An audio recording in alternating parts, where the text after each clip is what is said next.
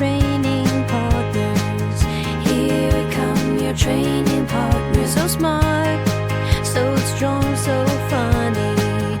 Let's go with your training partners. Team, welcome to Training Partners, where two fitness professionals bring you strong takes held loosely. I'm Wheezy Shoemaker, and today I am both well and great. And that is Justin McClintock, and he is coming in hot today. Coming in so hot, so semantically hot. I think that Hold on, time out, listeners. We're about to continue an argument we were having, and then Wheezy just started the intro, so now it's a podcast. Go ahead. Justin asked me before we started the episode, "How are you today?" And I said, I'm very polite and considerate. He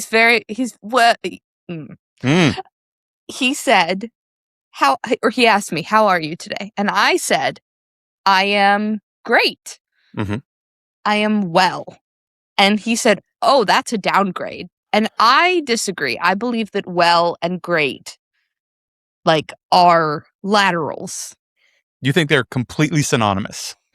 That there's not a scale? There's no distance vertically toward, let's say, amazing, enthralling, never been better. You think well and great are exactly on the same level? I do. And I would say You're that out of your mind. Okay is a step down, and fine is a step down from that. Holy shit. And then I think that then, for me, probably the worst that I might actually tell you is I'm here. Right. Right. So I think we need to parse something real quickly. Sure.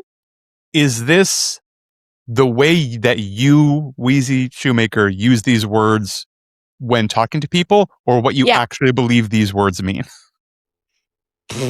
Is that not the same? Well, I don't know, because you just said the only thing I would the worst I would ever tell someone is, I'm here. Mm. Whereas I might say I'm sad and I'm frustrated and I'm upset. I'm not having a good time. I would say that.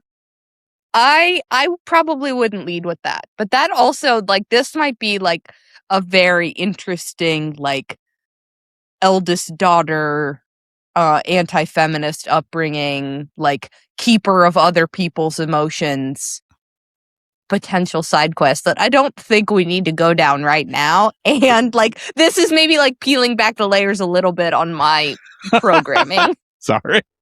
Let me just call you out in the middle of the town square and lay it all out there. To be clear, the interaction was, "Hey, how are you doing?" "Oh, I'm great." "Oh, great." And then you said, "Well, I'm well." Yeah, I'm well. I didn't say it like that. Don't fucking put intonation I'm not trying to add in inflection. My mouth. Just I'm read well. back the transcript. I'm well. I'm well. And then I said, Fuck "Oh, that's a off." downgrade." And I was like, what? Yeah. If someone says, "I'm well," for me, well is barely above neutral. It is neutral with a positive aspect. I am well, as opposed to doing something well, but I am well is it's fine. We're not going to talk about it anymore. For me, well and fine are basically equal. Maybe fine has a tinge of negative and well has a tinge of positive, but it's I'm good. I'm fine. I'm well. I'm okay. What? And then I'm great. If I tell you, this is significantly positive. If I'm great, good things are going on. If I tell you I'm fine, I am one minor inconvenience away from completely unraveling.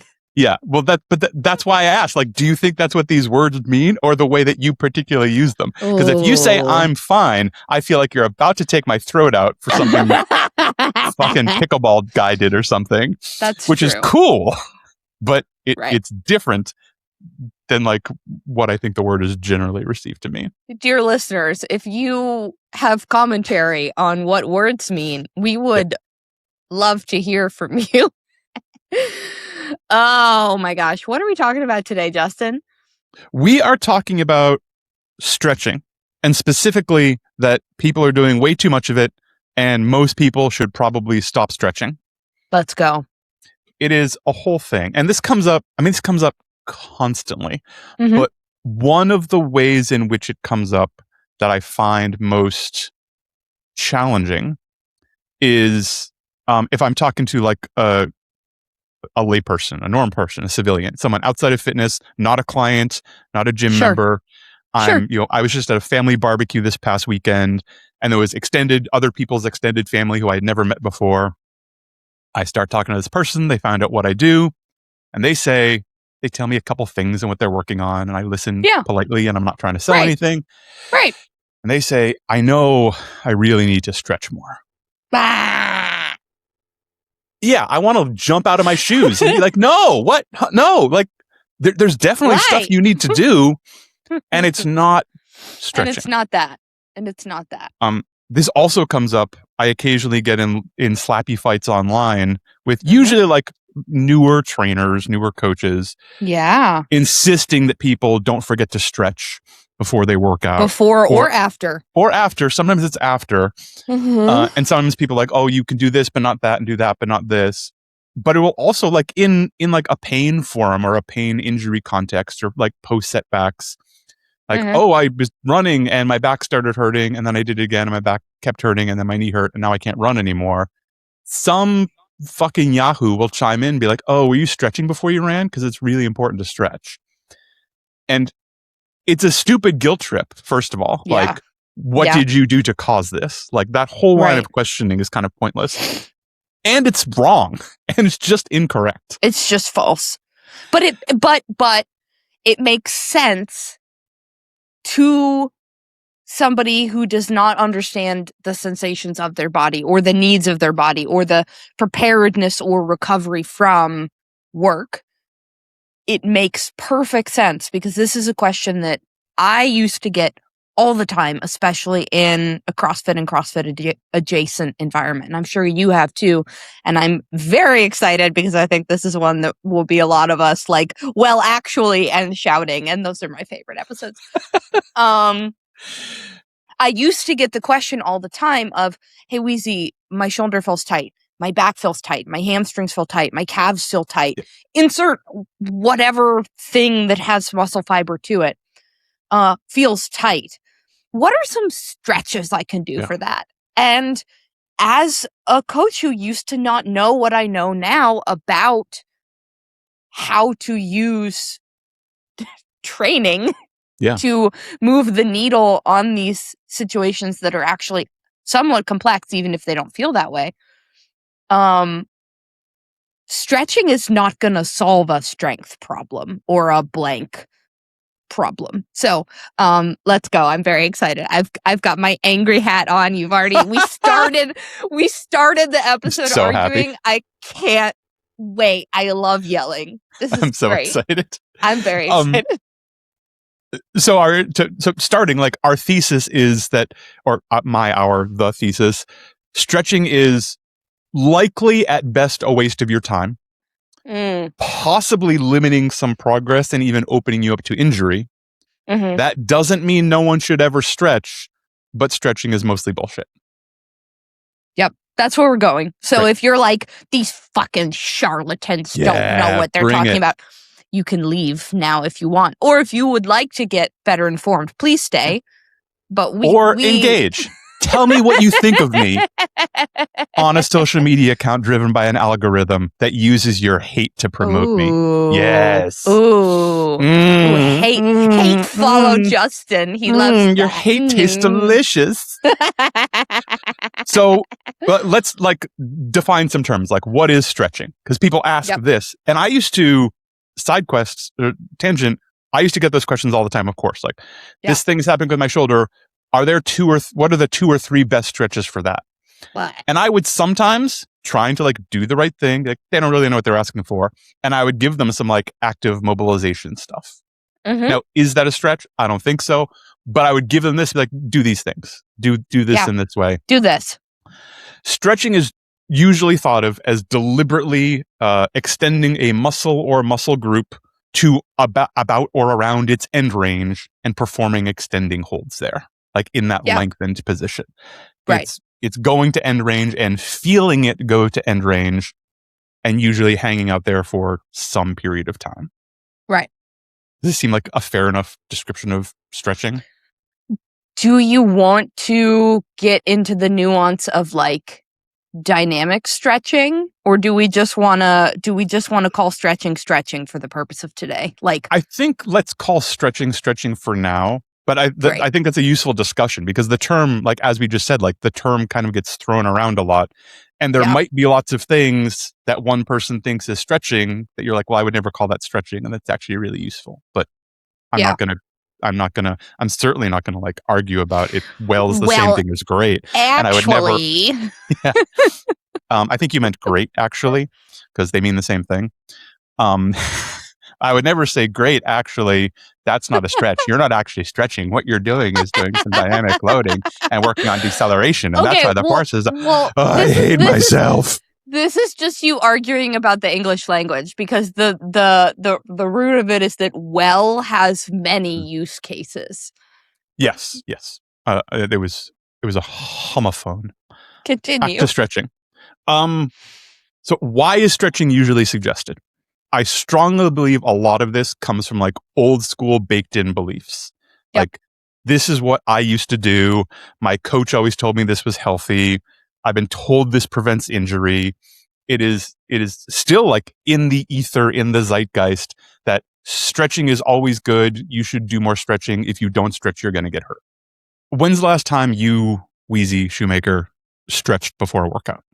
Years. If I had to pinpoint like when it was, it probably would have been the last time I took a group class that was led by somebody who made me stretch. Yeah. Someone told you to do it and you're like, well, I'm not going to get in a fight over this, but whatever. I'm not going to die on this hill. So I think a lot of it comes from like those baked in beliefs. This is just a thing you're supposed to do. If you, in that group fitness format, if you don't take people through some stretches, someone's going to ask, potentially. Yeah. Are we not stretching? Are we not starting with the stretch? Because isn't that really important? Like, I thought it was dangerous to not to. And now the group fitness instructor is faced with the idea of like, okay, I have 27 and a half minutes left to finish this class and it's going to be tight. I could just throw a minute of stretching in, or I could give a 3-minute explanation. Right. I'm just gonna take them through. Yeah. Mm-hmm. Mm-hmm. Stretching is often also suggested for anyone who has quote unquote tight muscles. And this could be like the first part of a warm-up. It could be an entire practice, like a full yoga routine, yoga flow, things like that. Yeah. Where there's often a lot of stretching. Lots of people swear by it for a warm-up and or a cool down. And stretching is often lumped in with working on flexibility and mobility, which I think we kind of have to talk about to make sense of what's going on. And absolutely. Use some terms. So flexibility and mobility, what are they? Why are they important? They're not the same things. That's important. Yes. And I really want to make this simple and easy and not get lost in jargon and nuance if we can. Okay. So flexibility is passive range of motion. If I grab your arm and your shoulder, where can I put it? Right. Move all the way up, all the way down. Those are the things that you're capable of doing. Right. Mobility is... Can I take a half second here? Yep. Passive, meaning you are not controlling yourself through it, right? Like, it is happening to you. It is the range of motion that you have accessible. And that does not mean that it's a position you could put yourself into. Exactly right. Some outside force, let's just say it's a person because that's easier, could take my wrist and put it all the way over my head, on my right shoulder. I currently can't do that on my own, but someone else could do that for me. So I have more flexibility than mobility, which is usual. Absolute end range of motion, that end of passive range of motion, will typically feel like a big stretch. It will typically feel like something. It is normal for absolute end range to have a feeling. Tension, stretching, blocking, getting stuck, all of those things, that happens at end range. That's not wrong. It's perfectly normal. That's what end range is. Mobility is active range of motion. This is ranges you can control on your own as a person. No one's helping you. There's not an external force. There's not weight pulling you into it.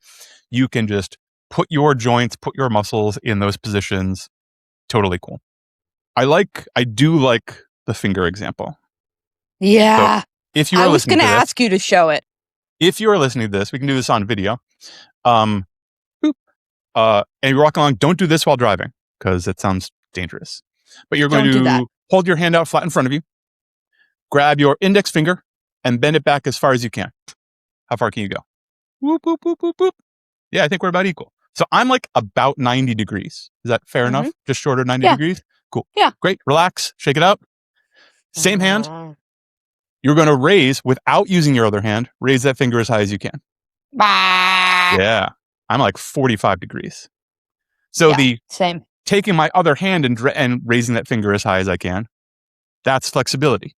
That is passive range of motion. External forces driving my finger up there. Mobility, active range of motion. Just trying to raise it on my own using my muscles and tendons.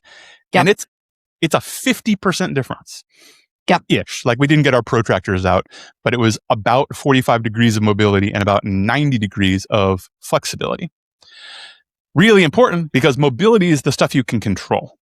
And the more time you spend out of ranges you can control, you are potentially opening access to those. I'm not against working on more flexibility. I'm not against working on more range of motion.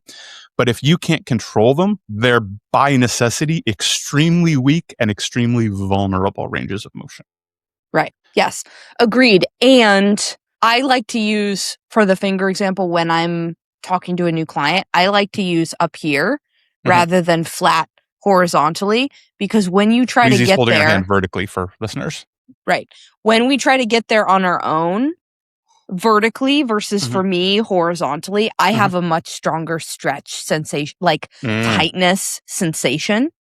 And so I like to use that to illustrate, hey, you have plenty of range, but you don't have the ability to control it here. Right? Exactly. Like this feels tight. It feels like there's no more, but there's more. Right? How could that be true? Well, it is. Yep. And can we maybe apply that to everywhere? Right? Like your tight low back musculature and your tight hamstrings and your tight glutes. Right? Yep. What if the problem is actually not the problem that you think it is? And with this perfectly, I'm not trying to ruin your thesis. No. This is everything's right. But with your perfectly well-meaning interpretation of this feels tight, I need to stretch it, we're doing something, right? We are causing more passive range.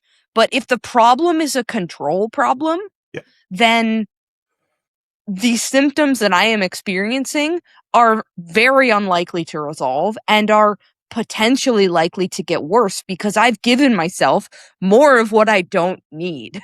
Exactly right. And that is like the essence of this is, well, what's the problem we're trying to solve? Like before we just start throwing stuff, stretches or mobility or flexibility or at a problem, what's actually the issue? And there are, with any movement pattern, with any muscle, there's likely kind of a minimum range of motion that most people want for their day-to-day lives. Yeah. Right? As someone who just came out of frozen shoulder, if you can't raise your arm above 90 degrees, it limits a whole bunch of stuff in life. This is something we want to actively work on. Right. Even if in that case, I mean, that's a special kind of use case because it was a condition, but flexibility and mobility were exactly the same. Like like strong people couldn't move my arm any further and I couldn't move my arm any further either. All right, this is what we got. So now we need to crank away at both flexibility and mobility and build control while we create more flexibility. Right. But that point that you just made is really good. Just because something feels tight, that doesn't mean it's bad. Yeah. If it's preventing something, if it's limiting progress, if you can't sit in a chair, we should probably work on this. We should make it so you can probably sit in a chair. But if you squat, to 2 inches below parallel, but you're really jealous of Sally across the way who always squats ass to grass and her thighs touch her calves at the bottom, you really want to work on that. Well, why, maybe? Why? Yeah, what are we doing? Maybe. Is this going to give you an advantage somewhere else I don't understand yet? It's not a hard no, but it is why.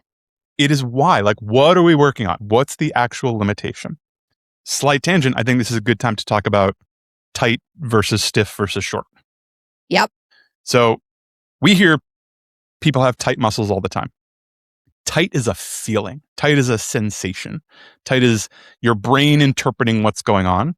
There's, get mad. Send me all the hate. There's no such thing as a tight muscle.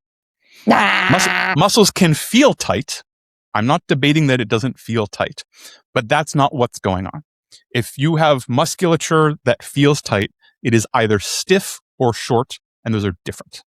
Tell us why. Why are they different? What is stiffness?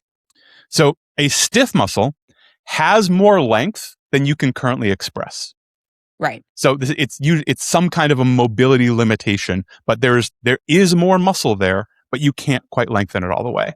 So right. this is, and remember, listeners, mobility is your active range of motion. Yeah. What can I get into myself? And so when we're saying stiffness, that means you have more of that is not currently accessible to you. Exactly.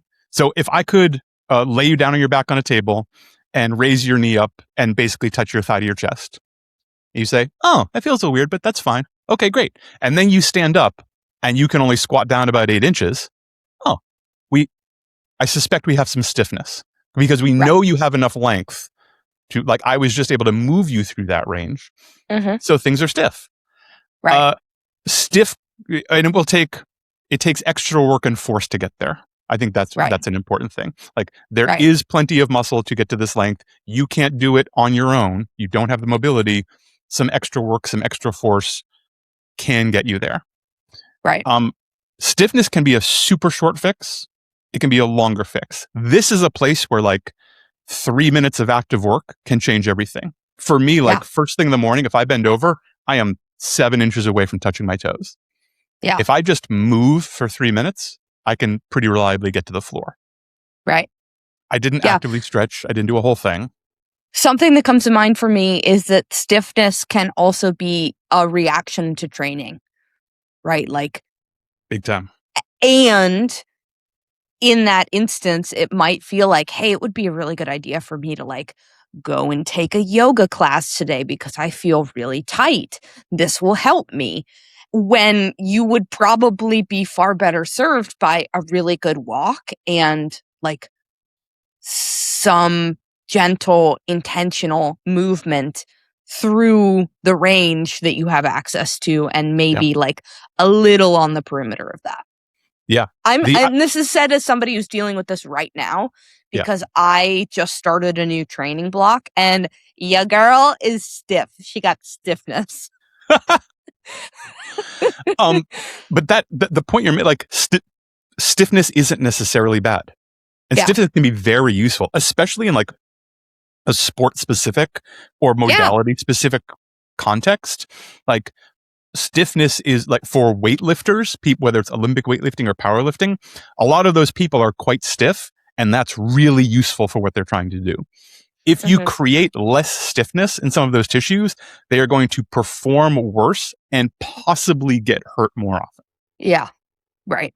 So also, like, okay, we found something that's stiff. That's cool. Let's work on it. Hold on. Time out. Hang on. Why are we working on it? What's the result we're after?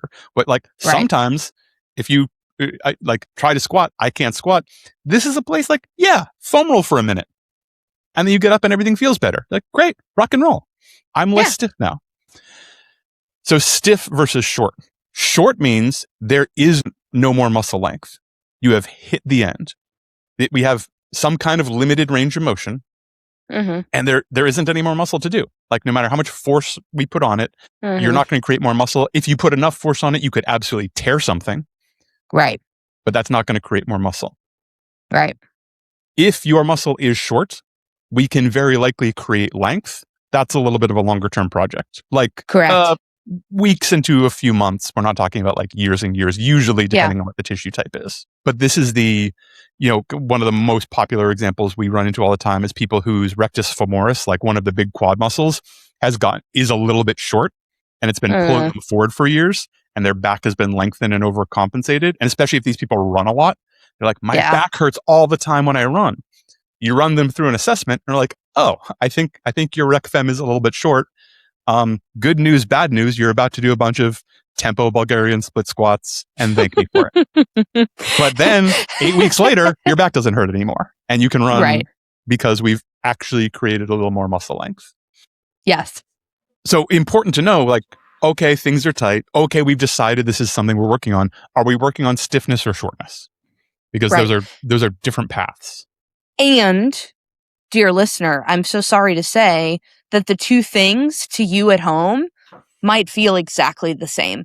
Mhm. And so this is one of those pieces where bringing in a professional to assess what is going on here Yeah. is really helpful. My rule for this is that if I am running into a brick wall for longer than 6 weeks, I'm going to enlist somebody else to support. Yeah, I do the same thing. Like, this isn't, I thought this should have worked by now and it's not working. I'm missing something or not interpreting Right. something in my own body. My perspective is skewed. I need help. Right. If you do the same routine every day, you are likely working on stiffness. Let me addend that. If you do the same warm-up stretching routine every day, and it's kind of always the same, you walk in, you're like, my hips and my knees. And you do a 45-minute routine, and then you have, let's call it your normal range of motion. And the next day you walk in, you're like, my hips and my knees. And you do the same thing. You get the same range of motion. This is all working on stiffness. And 40 of those 45 minutes are likely wasted. Yep. More active work, more loaded work is going to be better at that. And the more you do that, the less stiff you will be in the ways that we are trying to make you not stiff. If that makes sense. It does to me, but I'm also not a lay person. So that's fair. So like a 5-minute warm-up routine where you feel amazing afterward, that's probably dealing with stiffness. And again, if you have like a 5-minute routine that you love, I'm not telling you to not do it. Yeah. I am telling you that it's not making any kind of lasting change. So if we're working on lasting change, that's not the way. If we know we're working on shortness, that almost definitely needs to be progressively overloaded with intention. Do you think it's worth sidestepping to talk about the nervous system component to this? Yeah, or I do. is that that's reasonable. We've talked about this kind of tangentially before, and I imagine we will again, but anything that allows your nervous system, meaning the inner robot that governs everything that you experience, that's how Wheezy thinks of how we all think about it. Oh, I didn't expect to be psychoanalyzed on this podcast. Why am I tearing up? This is not fair. This is not fair to me.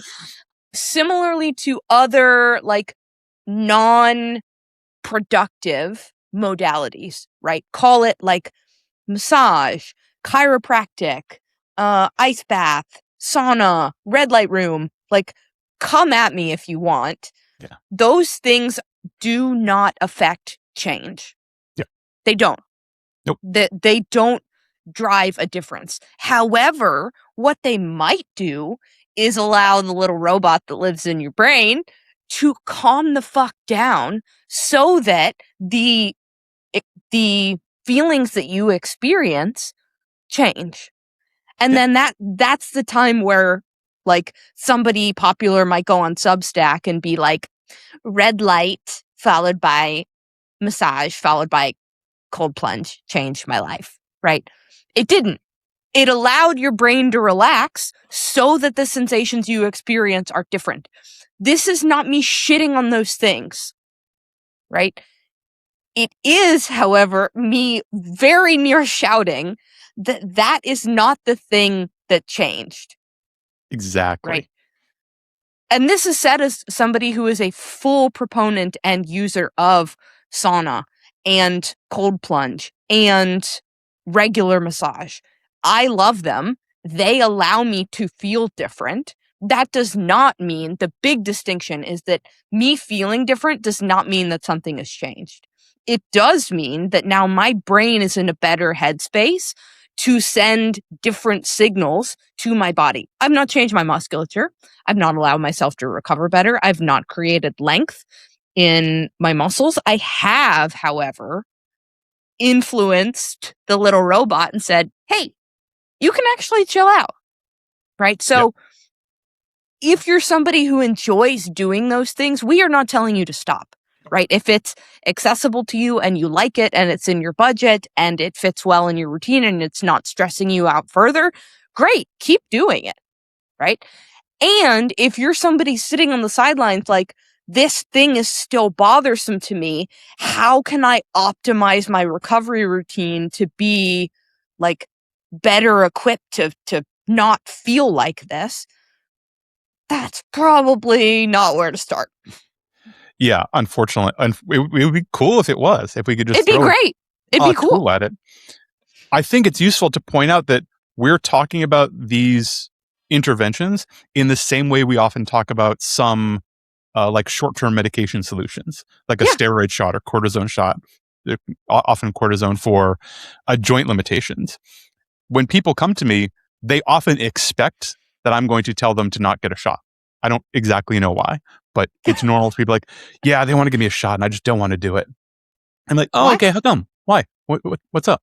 Like, well, it's like, it's just going to like mask the symptoms and it's not natural. And like, we can do this other ways. Like, so I don't know if it's natural or not natural, like cortisone's around, Right. but it is going to mask the symptoms.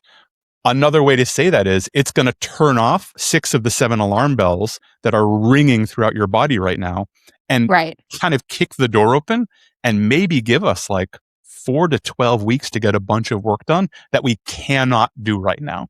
Things are Right. so inflamed and so tight and so challenging, we actually can't move the needle very well.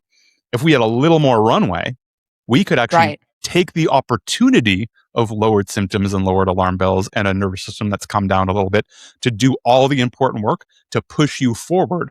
So when that wears off, you're way further ahead than you were before and everything Right. feels better. Right. Yeah. I like that you approach it that way. I do the same.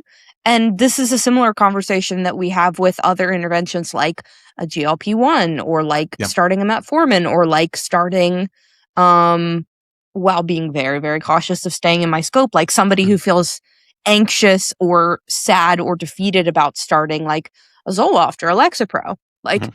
hey, no, this actually affords us opportunity to do some of the work that you can't do right now. Yeah. Like, or like somebody who is not able to get a good night's sleep taking a sleep aid. Like, do I believe that we should do something like that forever? Absolutely not. And if this affords us a window, Right. let's please take that.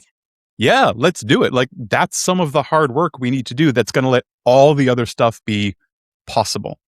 Right. So like again, stretching as it were is not automatically good or bad either. It's not automatically good. It's not automatically bad. It Right. can be useful.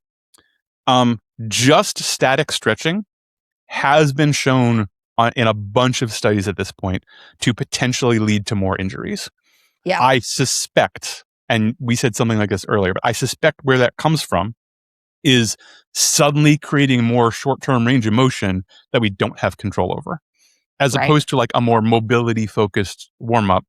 If we're just, doing runner stretches where you lie down and you grab your toe and you pull as hard as you can, trying to quote unquote stretch your hamstring, well, you're about to take, somewhere between 5 and 25,000 steps while you run. Right. If you don't have control of that length and hamstring end range, that's a pretty good way to get hurt. Totally. Annie Miller recently did a really nice piece on this. Oh yeah, she's a smart cookie. I like Annie. She is a smart cookie. I'm not sure if it was a part of the Strength Confidential, which is her like paid newsletter. Coaches listening to this, if you have You bandwidth should. for something else, Worth it. it's $9 a month and it is just chock full of good stuff. Yeah, worth it. I'm not sure if it was paywalled or if it was free, but I remember reading it like a deep dive on why stretching prior often leads to injury or has a Yeah. greater chance of leading to injury. I think the TLDR is creating range you can't control all of a sudden Yeah. before you plunge into activity. Right. I thought this might be a useful time to answer some like questions I thought would come up around this. Sure. I've noticed I sometimes structure my things with like this, where I give a little presentation at the end. I have like an imaginary person shouting questions at me. Like, well, I want to answer that. And Do you want me to shout questions at you? Because I'm great at shouting. Yes, I do. So, Wheezy, you're going to ask me some questions. Should I do yoga? It's a great question.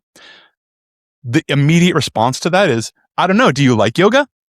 No. Oh, well, in that case, maybe not. Like yoga can be great. I like yoga. I am a yoga fan. It can be great. It can be super intentional, some good movement choices, good end range work. It can be fun and challenging. It is often both flexibility and mobility work. It can have some really cool desensitization elements, like holding poses for long periods of time, depending, there's many kinds of yoga, can teach your nervous system that position is safe and turn off some of those alarm bells. So it can be both flexibility and mobility. Yoga is very unlikely to be enough fitness for most people. Yep.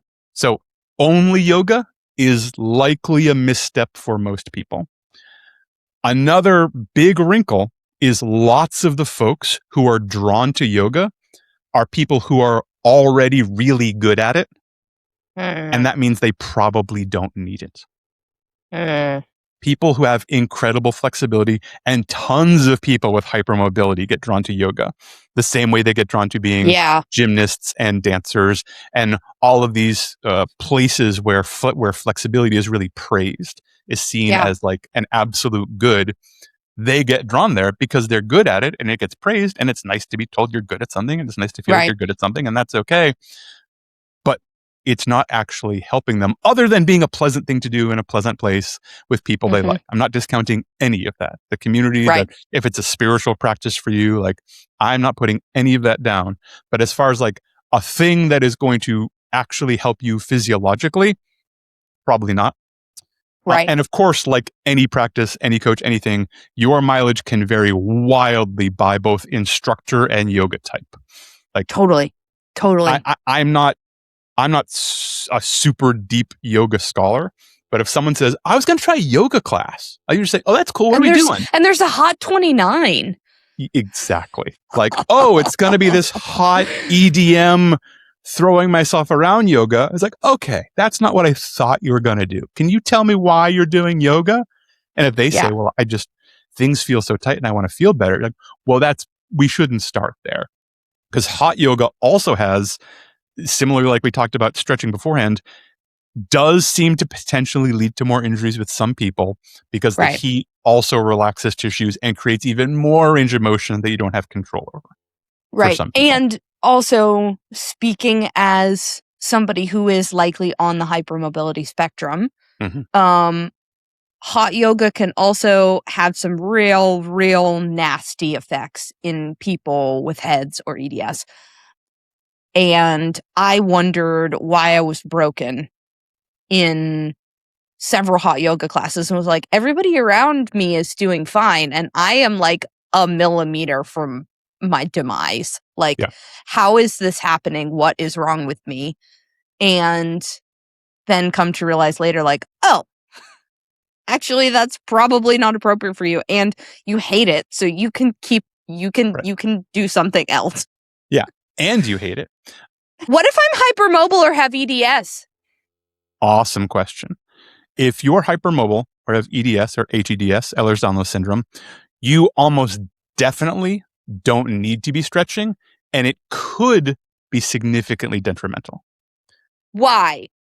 Because your collagen factory is broken, because you don't have full control of range of motion. Like, you aren't limited in the way that we would like people to be limited. There is an absence of stiffness.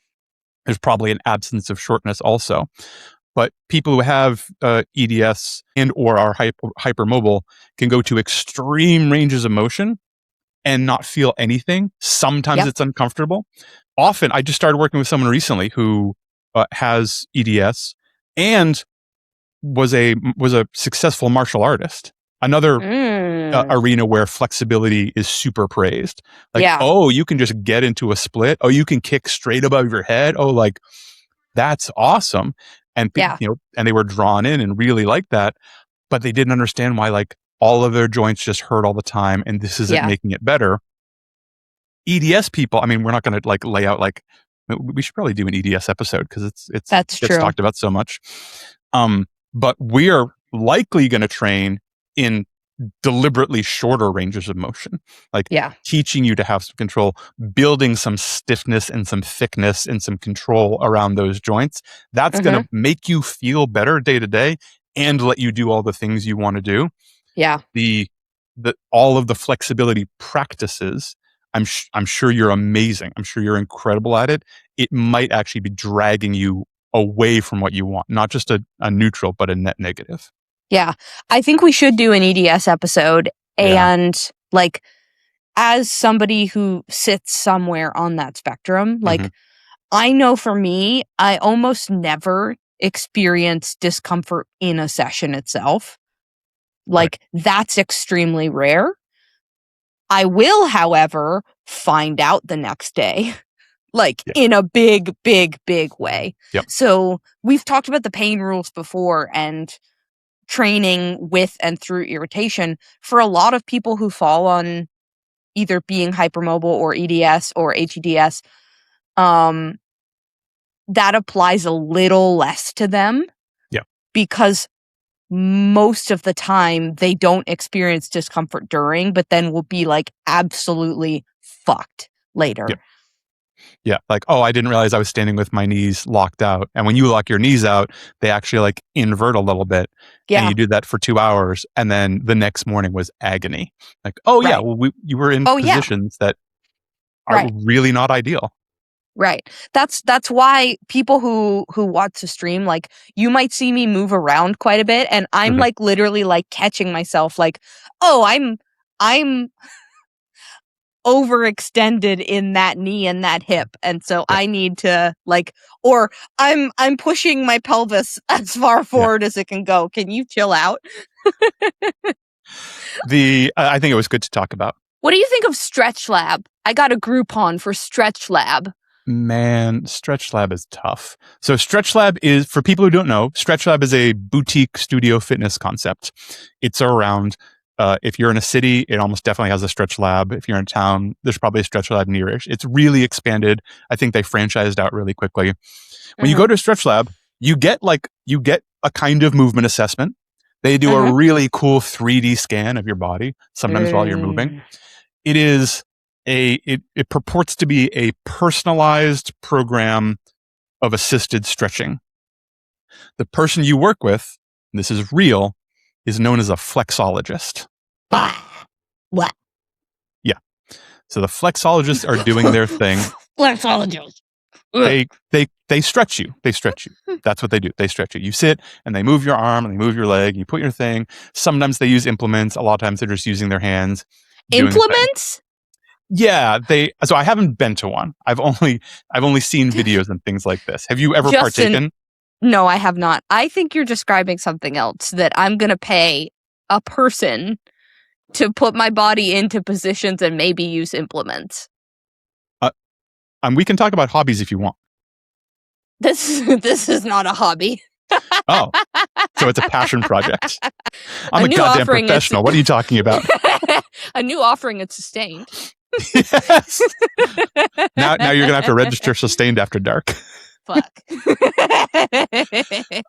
I think Stretch Lab is a solution in search of a problem, in search of some problems.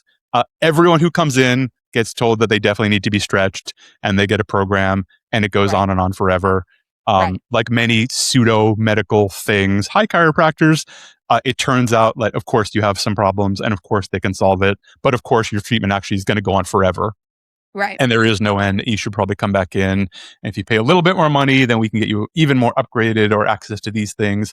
Or that it's if you can afford it and it's fine and it's not hurting you, which we don't know. Like if someone who isn't committed to putting you in a stretching program assesses you, maybe it's fine. But I would honestly go to a masseuse I trust, or sports doctor, or someone else to do that kind of work. A masseuse, Justin? A massage therapist. A masseuse is sexual. I don't think masseuse is automatically sexual. It is. I know that because I have used it on stories, and a massage therapist reached out to be like, "Hey, just by the way."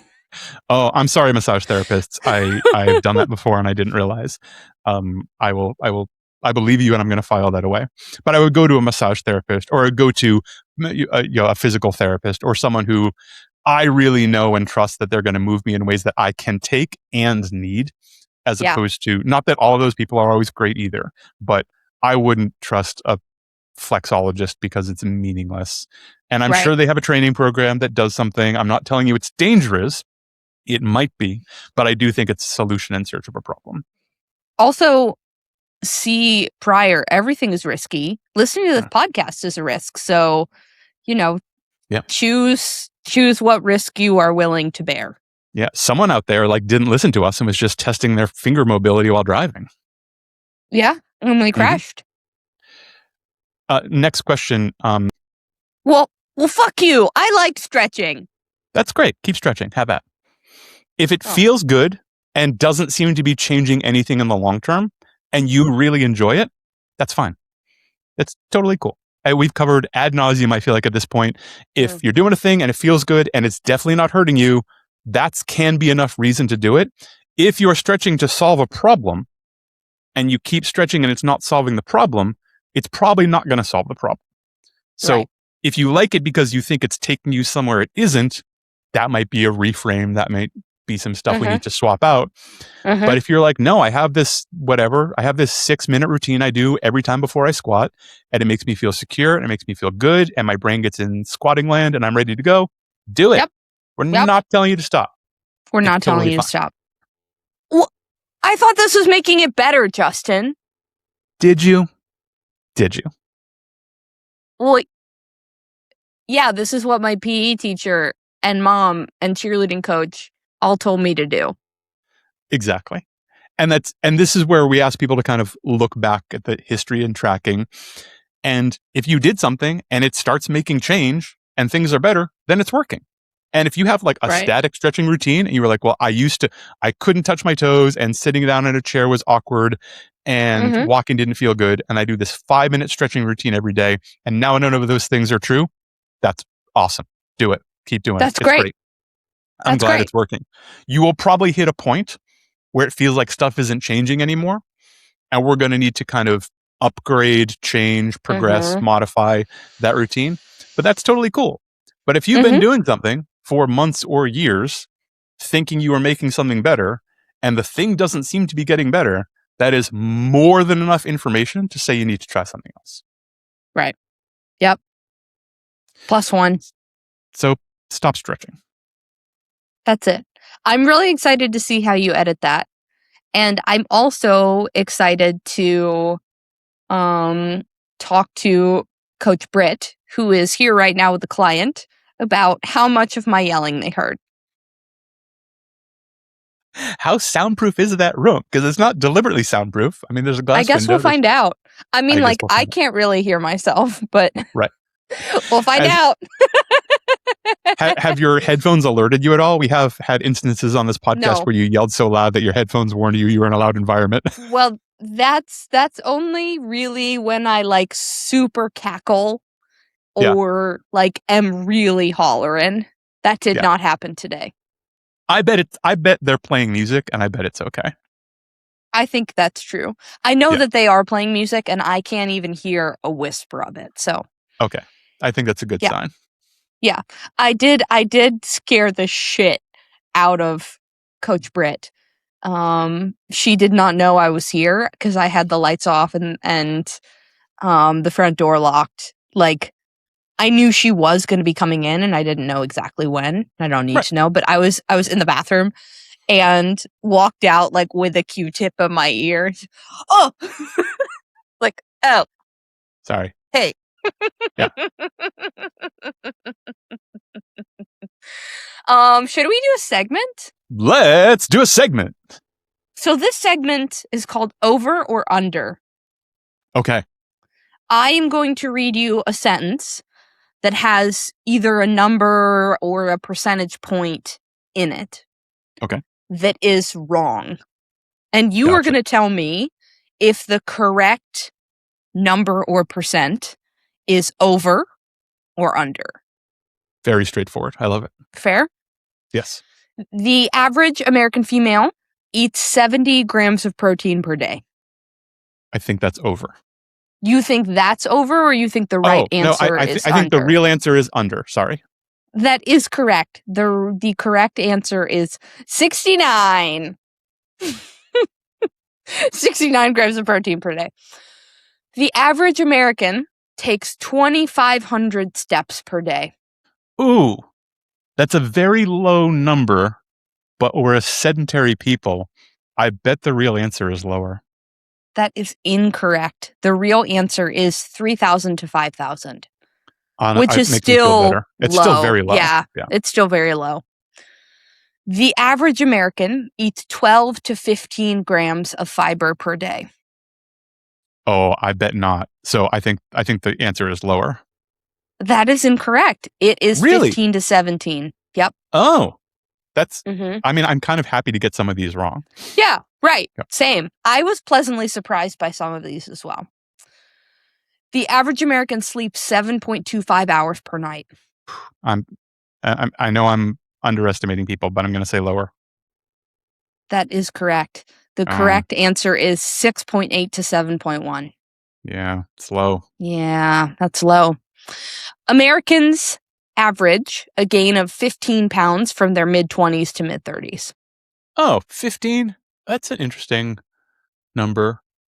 That feels approximately correct for an average. I'm going to say over. That is correct. It is 17.6 pounds average. 70% of Americans are classified as either overweight or obese. Oh, overweight or obese. I'm going to say over. That is correct. It's 75%. That's a lot. This is also coming to you as two people who are classified as overweight on the BMI scale. Yeah, for sure. Yeah. Approximately 10% of the U.S. population will experience a clinically significant eating disorder in their lifetime. Oh, clinically significant. Mm-hmm. Not just will experience one, but clinically significant. Because that would definitely be over, but clinically significant. Much higher. I'm still going to say over. It is under. It's 9%. Oh, okay. Very close. Got it. But this is like you are medical in inpatient care, medical intervention. Like you're not seeing a therapist. Like your whole life has turned from having a life to trying to fight whatever this eating disorder is. 75% of Americans fail to meet the activity guidelines for strength and aerobic training. Over 76 to 80%. Americans spend an average of $200 per month per person on takeout or delivery food. Oh, it's hard as an average. Takeout or delivery. Food's pretty expensive. Yep. I bet people are spending more than that. I'm going to say over. It is under. It's 166 to 191. Okay. Fair. But that's per person, not per household. So like for my household, that means like upwards of $650 would be an average. A month. Yeah. On takeout or delivery. Not like I'm taking the kids to Outback Steakhouse, which I love. Right. That's $650 right there. Right there.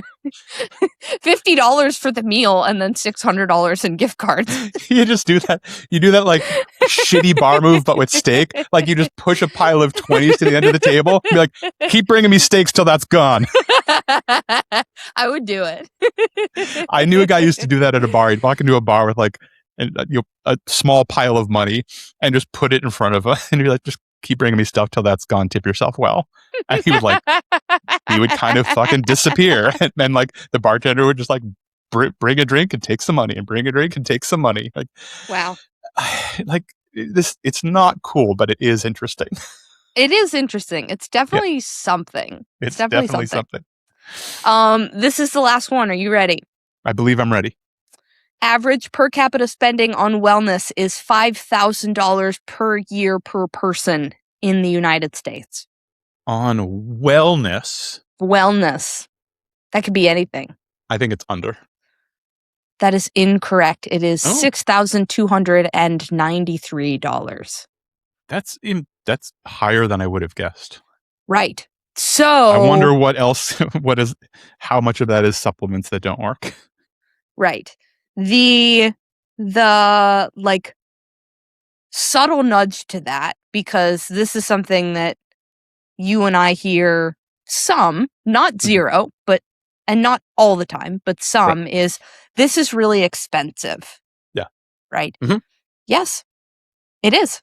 And I bet there is a decent amount, said with love and care and not accusation or judgment, but I imagine there is a decent amount of money that you are spending right now on things that don't work.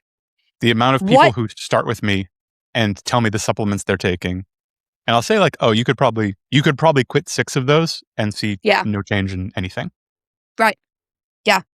Or like, we don't need to get into the semantics of it, but spending money is happening, Mhm. right? What might happen if, let's say, I put $200 a month of the money that I spend on DoorDash or takeout food into a week of meal prep, right? A full week potentially costs that amount of money, depending on you where can you do it. live. How might that set us up to make better choices? I just don't have time to cook. So like the carry out that I know does not serve me, that then I'm going to shame myself for later, is the only option. Is it? In not like a is it kind of Yeah. way, but in like a, okay, well, let's peel that back. Yeah. Like, is It that might be true. really? It might be true. That might be true.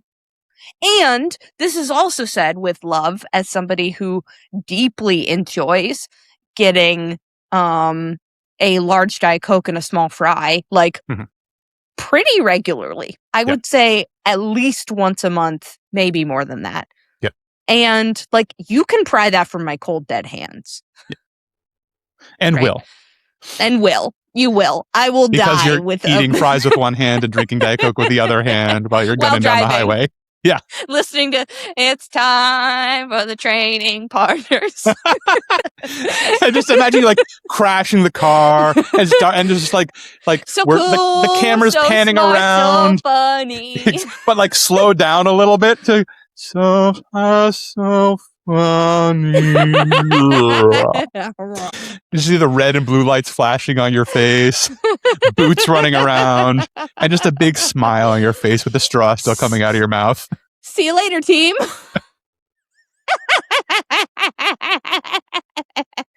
Oh, it's not funny. It's not funny, but it's a little It's funny. kind of funny. It's kind of funny.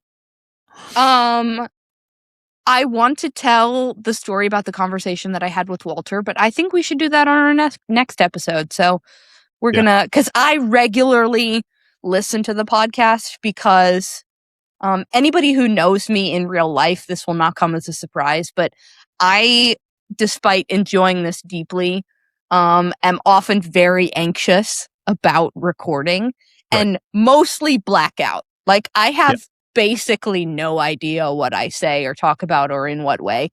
And I'm Weezy also has not a the permanent person. memento relationship with this podcast. She shows up and does it and contributes significantly, and then is fucking shocked when she hears it. It's like, wow. Shocked. Wow.